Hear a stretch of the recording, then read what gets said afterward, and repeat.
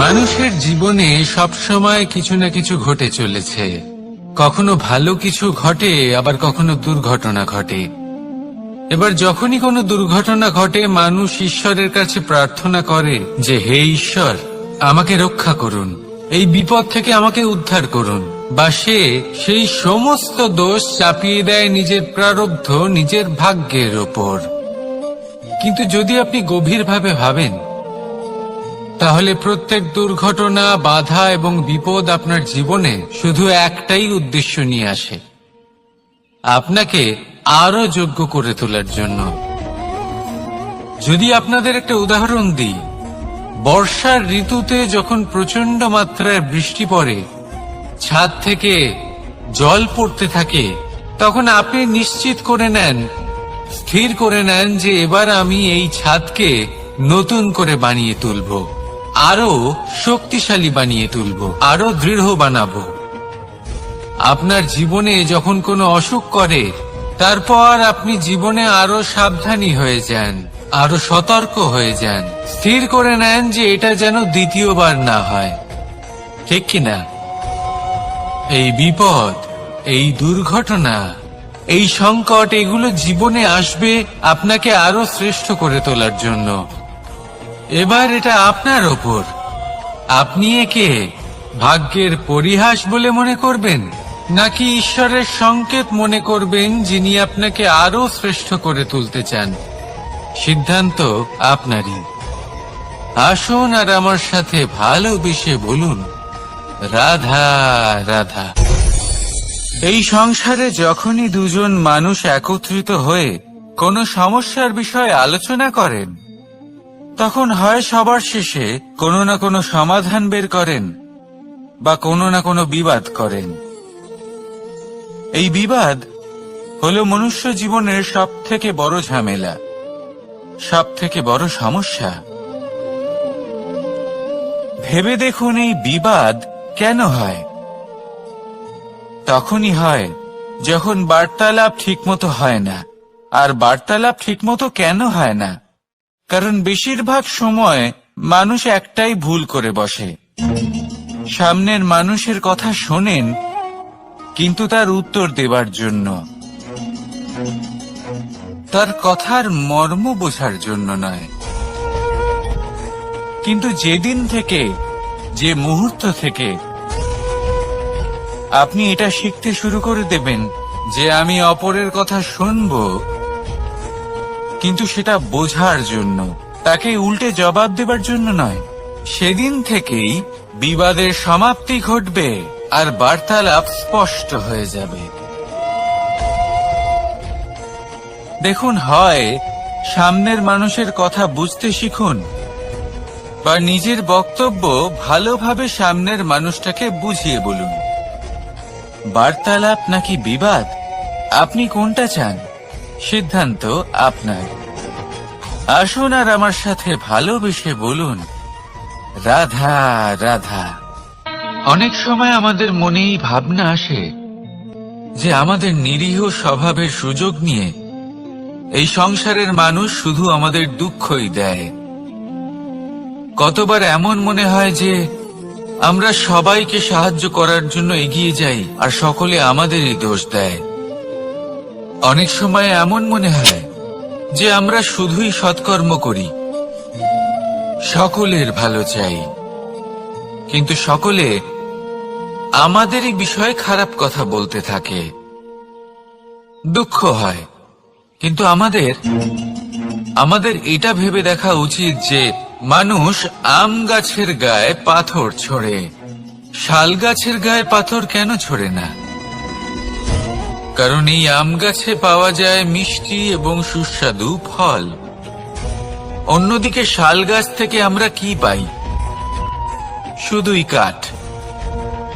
তাই যদি আপনাকে কেউ কথা শোনায়, আপনাকে কোনো কিছুতে বাধ্য করার চেষ্টা করে, আপনার বিষয়ে অনুচিত কথা বলে, তাহলে নিশ্চয়ই আপনার মধ্যে এমন বিশেষ কিছু আছে যা তাদের মধ্যে নেই।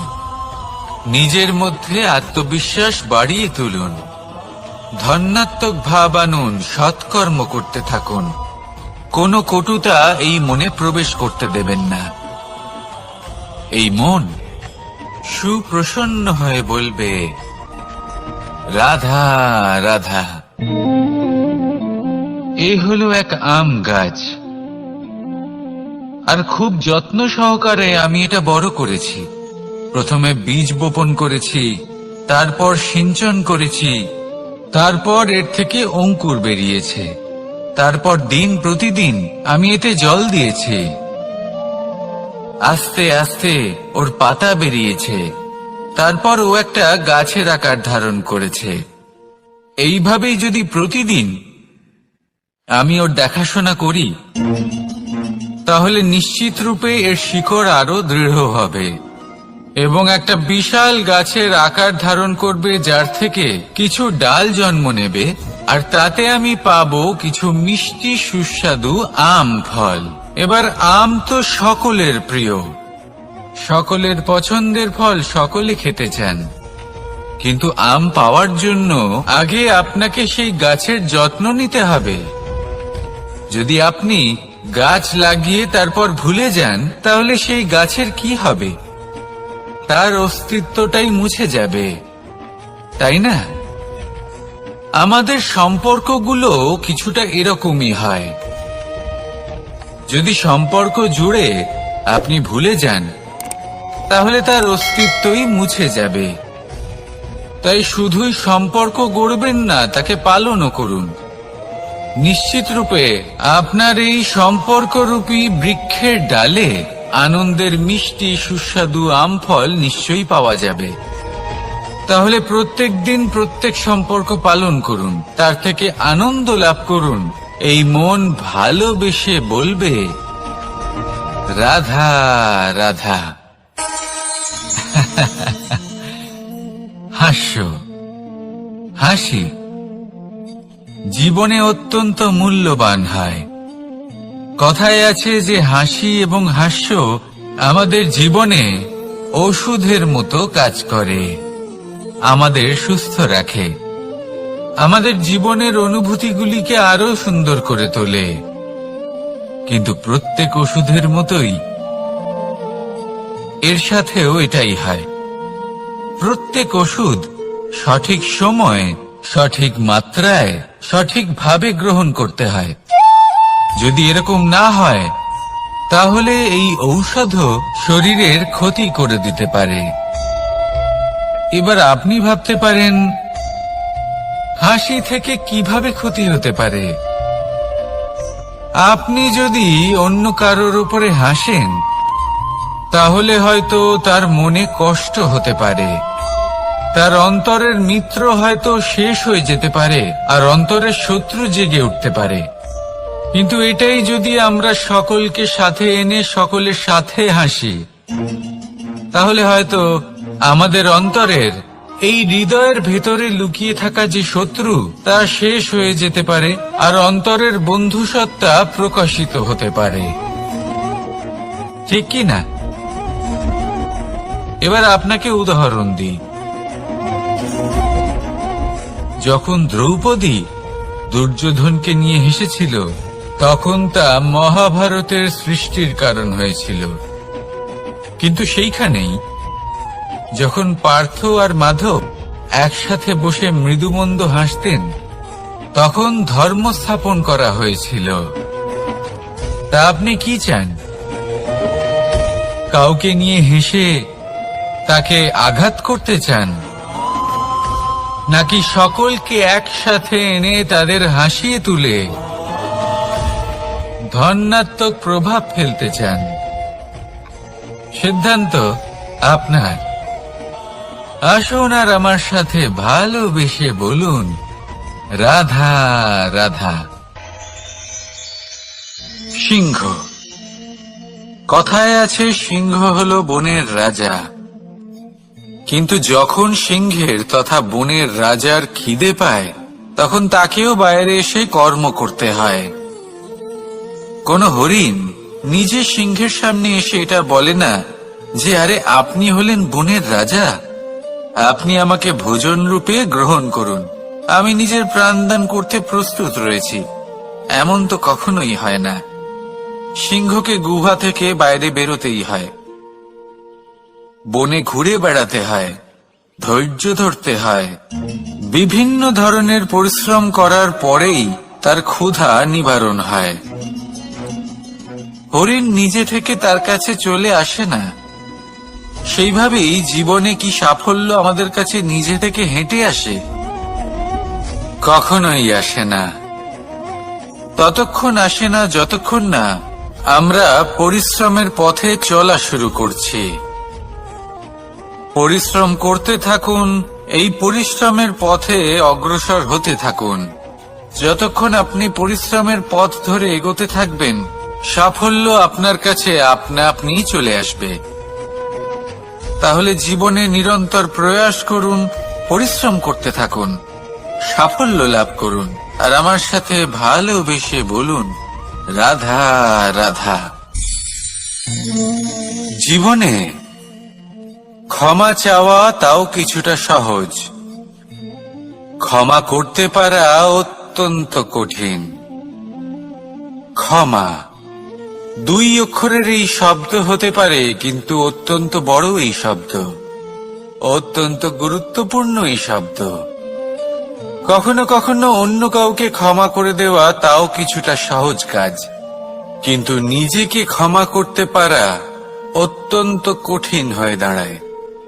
অতীতে যদি আমাদের এমন কোনো ভুল হয় যে কারণে আমরা নিজেকে ক্ষমা করতে পারি না, অনেক সময় এমন কিছু ভুল করে বসি যে বিষয় শুধু আমরাই জানি, কিন্তু আমরা নিজেকে ক্ষমাই করতে পারি না, আর আমাদের বিকাশ সেখানে স্তব্ধ হয়ে যায়।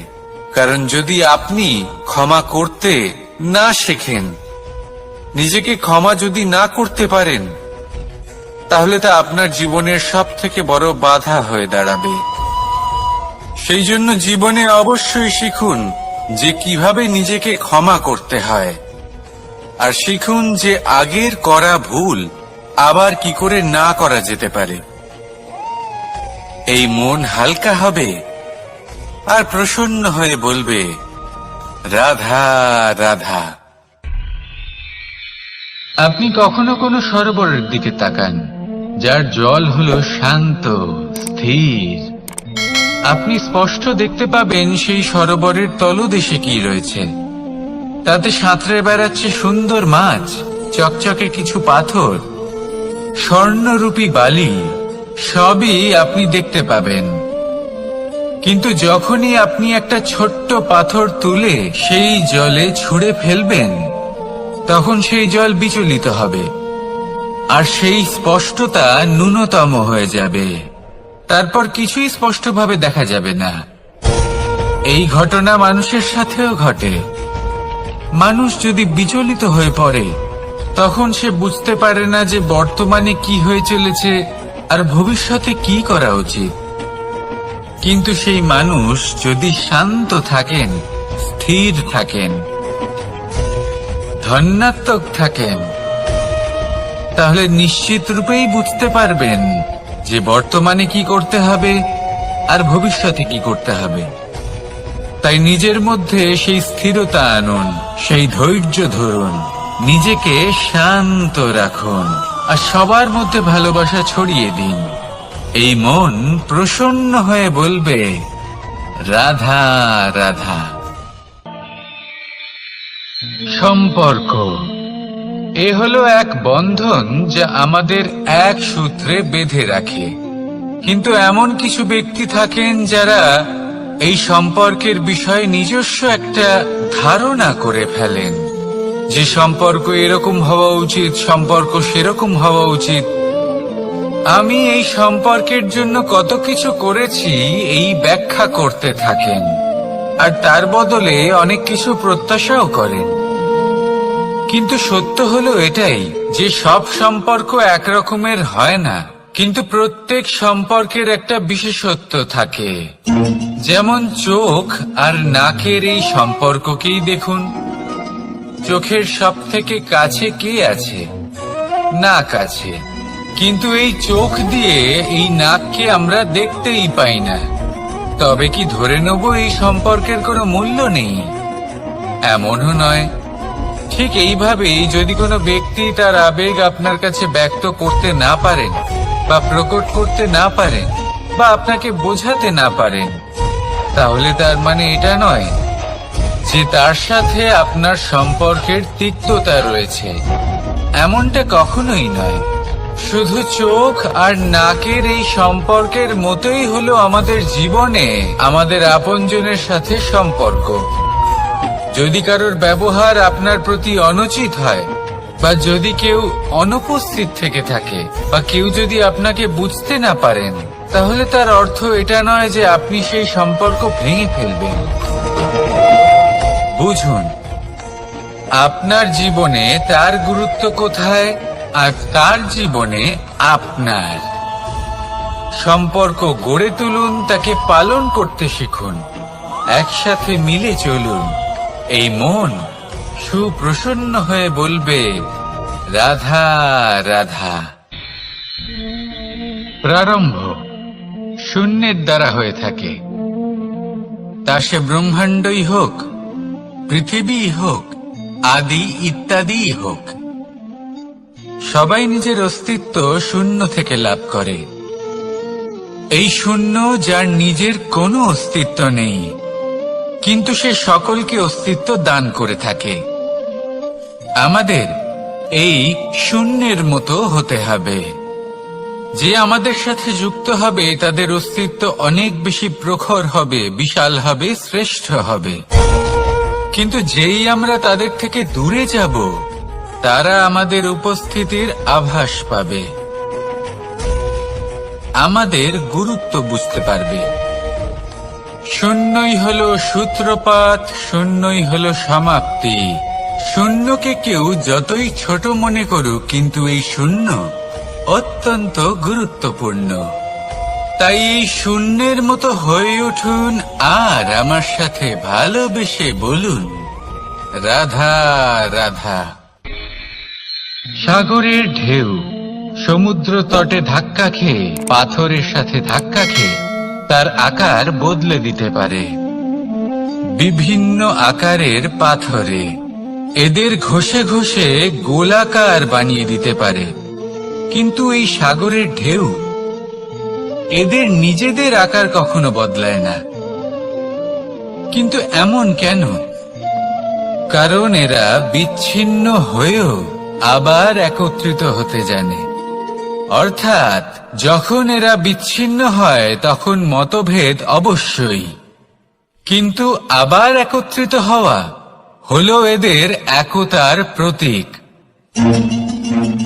দেখুন, ঝগড়াঝাঁটি, তর্ক বিতর্ক, মতভেদ এগুলো জীবনের অভিন্ন অঙ্গ, কিন্তু এদের কখনো মনে প্রবেশ করতে দেবেন না। যদি মনে প্রবেশ করেও ফেলে, তাদের মনে ঘর করতে দেবেন না, এদের বের করে ফেলুন। এই ঝগড়াঝাঁটি, তর্ক বিতর্ক, মতভেদ এদের সারা জীবন সাথে নিয়ে চলবেন না। যদি একসাথে নিয়ে চলতে চান, তাহলে সকলকে একসাথে নিয়ে চলুন, ঢেউয়ের মতো। একতায় বিশ্বাস রাখুন। একসাথে মিলে যদি এগোতে থাকেন, তাহলে অনেক দূর পৌঁছবেন। নয়তো শুধু দূরের কথা ভেবেই যাবেন। কি চান সেই সিদ্ধান্ত আপনারই। আসুন আর আমার সাথে ভালোবেসে বলুন, রাধা রাধা। এই সাগর হলো বিশাল। কথায় আছে যে জীবনের উৎপত্তি সাগর থেকেই হয়েছে। কথাটা ঠিকও। এই সাগরই আমাদের ভিন্ন ভিন্ন ধরনের বনস্পতি প্রদান করেন, মণি এবং মুক্ত প্রদান করেন। আমরা কতটা তুচ্ছ সেই বিষয়ে আমাদের উপলব্ধি ঘটান, আমাদের প্রেরণা প্রদান করেন, যাতে আমরাও সাগরের মতো বিশাল হয়ে উঠতে পারি। এই সাগরের অনেকগুলো গুণ আছে যা আমরা শিখতে পারি। আজ আমি কথা বলবো একটা বিশেষ গুণের বিষয়। বেশিরভাগ মানুষ মালিন্য, নোংরা পদার্থ, নোংরা বস্তু, অপদ্রব্য এই সাগরে ভাসিয়ে দেন। কিন্তু সাগর এই পদার্থ নিজের মধ্যে একত্রিত করে রাখেন না, এই সব নিজের ভেতর থেকে বাইরে বের করে দেন। এ হলো অত্যন্ত শ্রেষ্ঠ একটা গুণ। কিন্তু এই কাজকেও সার্থক করার জন্য সাগরেরও একটা তটের প্রয়োজন পড়ে, যেখানে সাগর এই সব বস্তু বাইরে বের করে ফেলতে পারে। আর মানুষও ভিন্ন কিছু নন। দেখুন, মানুষেরও তো একটা তটের প্রয়োজন পড়ে। এই তট, তিনি হয়তো আমাদের গুরু হতে পারেন, আমাদের মা বাবা হতে পারেন, ভাই বা মিত্র হতে পারেন, বা হয়তো সেই সমস্যাগুলি যার থেকে আমরা দূরে পালিয়ে যাচ্ছি। কারণ যখন আপনি এই সমস্যাগুলির সম্মুখীন হবেন, শেষ পর্যন্ত আপনি শিক্ষাই পাবেন। সব থেকে বেশি গুরুত্বপূর্ণ এই মনকে পবিত্র রাখা। আর তার জন্য একটাই উপায় আছে, এই মন তার মন্থন করা। যদি এই মনের মন্থন করেন তাহলে পূর্ণরূপে পবিত্র হবেন। আর এই মন, আপনি তো জানেনই, প্রসন্ন হয়ে বলবে রাধা রাধা।